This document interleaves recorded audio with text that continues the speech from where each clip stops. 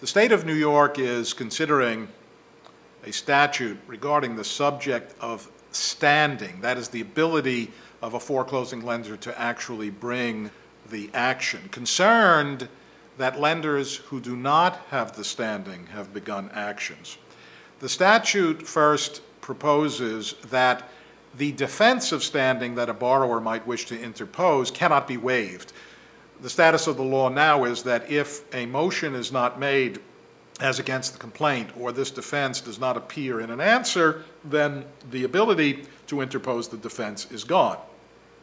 That the defense now may not be waivable would not appear to be objectionable. However, as part of the process of affording protection on the subject of standing, the statute endeavors to constrain lenders to prove in a certain way that they really are the owner and holder of the mortgage, which is reasonable, but they then go on to require possession of the original documents in this scenario in the hands of the foreclosing plaintiff. Now that sounds innocuous, except that possession of the various original documents is often unlikely but unremarkable, and that's the problem with the statute. For example, the note.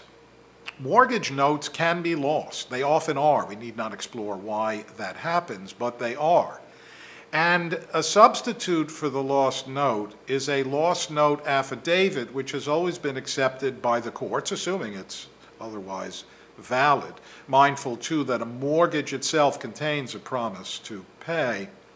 If, however, a statute says that you must have the original note, but all you can give is a lost note affidavit, the question arises as to whether the action can even be begun.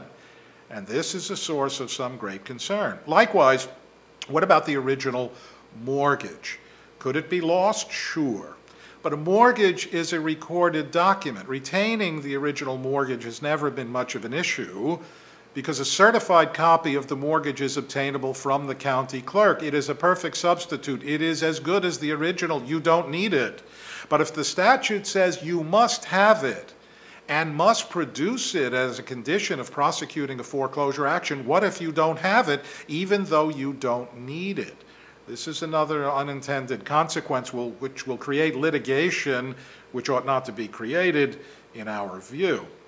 Finally, you have the assignment of mortgage. An assignment of mortgage can be lost, but this too is a recorded document, assuming it ever existed, and therefore a certified copy is likewise a perfect substitute. But how could you bring the action if the statute says you must have the original assignment in hand? Finally, on this subject, it should be noted that an assignment of mortgage can be accomplished by the mere delivery of the file. One does not need a writing. You should have it, but you don't absolutely need it. How does the statute address the fact that the assignment of mortgage may not exist? And what does a lender do when the statute says you must have the original assignment? That's a problem that is unaddressed and is a source of concern.